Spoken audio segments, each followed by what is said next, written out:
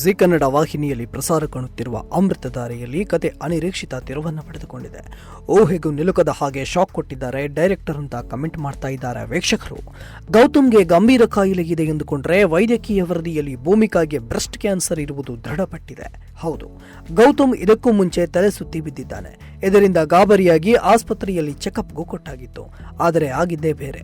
ವೈದ್ಯರು ಕರೆ ಮಾಡಿ ಭೂಮಿಕಾ ಮತ್ತು ಗೌತಮ್ಗೆ ಬರಲು ಹೇಳಿದ್ರು. ಆಗ ಭೂಮಿಕಾ ಬ್ಲಡ್ ಟೆಸ್ಟ್ನಲ್ಲಿ ಗೌತಮ್ಗೆ ಏನಾದರೂ ಸಮಸ್ಯೆ ಇದೆಯಾ ಅಂತ ಆತಂಕಗೊಂಡಿದ್ಲು.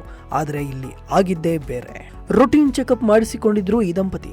ಈ ವೇಳೆ ಭೂಮಿಕಾ ಬ್ರೆಸ್ಟ್ ಕ್ಯಾನ್ಸರ್ ಇರುವುದು ತಿಳಿದಿದೆ. ಅಷ್ಟಕ್ಕೂ ಈಗಿನ ಕಾಲದಲ್ಲಿ ಬ್ರೆಸ್ಟ್ ಕ್ಯಾನ್ಸರ್ ಅನ್ನುವುದು ಸರ್ವೇ ಸಾಮಾನ್ಯ ಎನ್ನುವಂತಾಗಿದೆ. ಇದನ್ನೇ ಸೀರಿಯಲ್ನಲ್ಲಿಯೂ ತಂದಿದ್ದು ಅದನ್ನ ಹೇಗೆ ನಿಭಾಯಿಸಬೇಕು ಅಂತ ಹೇಳುವುದನ್ನ ಸೀರಿಯಲ್ ಕನಿಸುವಂತೆ ಕಾಣ್ತಾ ಇದೆ. ಕತೆ ಎಂಡ್ ಆಗ್ತಾ ಇದೆ ಅಂದುಕೊಳ್ಳುವಾಗಲೇ ಇಂಥದ್ದೊಂದು ಟ್ವಿಸ್ಟ್ ಕೊಟ್ಟಿದೆ. ಒಟ್ಟಿನಲ್ಲಿ ಒಂದೆಡೆ ಶಕುಂತಲಾ ಮತ್ತು ಜಯದೇವ್ ಒಟ್ಟಾಗಿ ಗೌತಮ್ ಸಾಮ್ರಾಜ್ಯದ ಮೇಲೆ ಕಣ್ಣು ಹಾಕಿದ್ರೆ, ಅದೇ ಇನ್ನೊಂದೆಡೆ ಭೂಮಿಕಾ ಲೈಫ್ನಲ್ಲಿ ಈ ರೀತಿಯ ಟ್ವಿಸ್ಟ್ ಕೊಡಲಾಗಿದೆ. ಇನ್ನೊಂದು ಕಡೆ ಶಕುಂತಲಾ ನಡೆಯು ವೀಕ್ಷಕರಿಗೆ ಅನುಮಾನವನ್ನ ಸೃಷ್ಟಿಸಿದೆ. ಪೂರ್ಣ ಆಸ್ತಿಗಾಗಿ ಮಗನಿಂದ ಕೆಲವು ಸಹಿಯನ್ನು ಪಡೆದುಕೊಂಡಿದ್ದಾಳೆ. ಆದರೆ ಮೊದಲಿಗೆ ಕೆಡಿ ಜಯದೇವ್ ಸಹಿ ಹಾಕೋಲ್ಲ ಎಂದಿದ್ದಾನೆ. ಆದರೆ ಏಕಾಏಕಿ ಅಮ್ಮನ ಮಾತನ್ನ ನಂಬಿ ತನ್ನ ಬಳಿ ಇರುವ ಆಸ್ತಿಯನ್ನ ಬರೆದುಕೊಟ್ಟಿದ್ದಾನೆ. ಈ ನಡೆಯನ್ನ ಕಂಡು ವೀಕ್ಷಕರು ಶಕುಂತಲಾ ಬದಲಾಗಿರಬೇಕು, ಮಗನ ಮುಂದೆ ನಾಟಕ ಮಾಡುತ್ತಿದ್ದಾಳೇನೋ ಅಂತ ಕಮೆಂಟ್ ಕೂಡ ಮಾಡ್ತಾ ಇದ್ದಾರೆ.